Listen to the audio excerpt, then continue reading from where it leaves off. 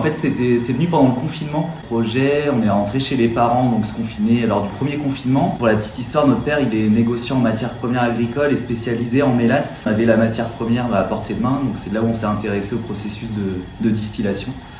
Donc le projet est né à ce moment-là. C'était plus à la base un projet créer du rhum, produire du rhum par curiosité. Puis derrière, on a potassé un peu le projet. C'est vraiment du fait qu'on avait la matière première quoi, à portée de main quoi, qui nous a fait dire qu'on se lance là-dedans. On est flexible et complémentaire. Et puis on s'entend plutôt bien, donc c'est plutôt cool quoi, on va dire. Sauf un peu, des fois il y a des problèmes générationnels.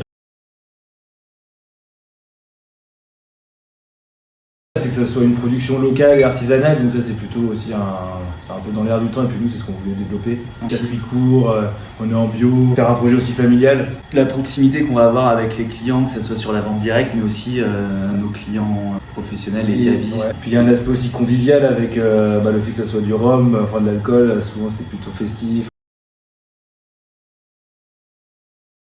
C'était du fait que notre père est importateur de mélasse de canne à sucre. Et du coup, on s'est dit avec la mélasse, on peut faire du rhum. Donc c'est pour ça qu'on fait que du rhum d'ailleurs, et on fait pas du gin, ni du pastis, ni d'autres spiritueux, quoi. On va vraiment rester concentré, focus sur le rhum. Parce que sur le rhum, il y a plein de trucs à faire, suivant les fûts qu'on va utiliser, suivant l'origine de la mélasse, les levures.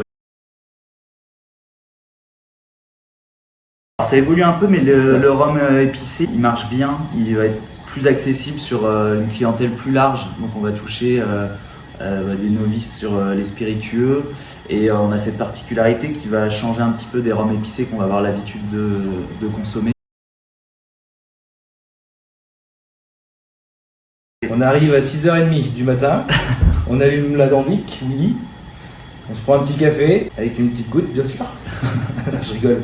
Après on prend nos rendez-vous vers 10h, on distille, souvent de la mise en bouteille, on fait souvent par petits lots parce que ça prend un peu de temps, mise en bouteille, étiquetage, livraison client, et faire les fermentations. Donc on fait une fermentation par jour avec la mélasse, avec de l'eau et des levures, ça fermente. En parallèle de ça, donc une personne peut suffire, ou les deux d'un coup. Et sinon, alors le lundi il n'y a pas de rendez-vous client, mais sinon il y en a un qui va produire et l'autre qui va gérer les rendez-vous. Et ça, on alterne. En fait, il n'y a pas de jour type. Par exemple, moi, demain, je suis en tournée, et le jeudi, c'est l'inverse.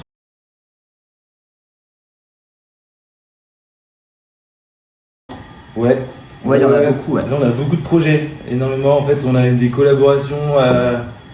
Ça va être soit avec des viticulteurs, soit faire du rhum arrangé, enfin vendre du rhum en vrac pour des sociétés qui font des rhums arrangés.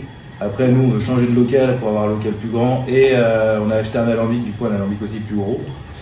Ça va être ça nos principaux projets. Donc déménager de cette distillerie d'ici fin d'année pour justement mettre en place des projets qui arrivent. Et faire vieillir vraiment du rhum dans plein de fûts différents.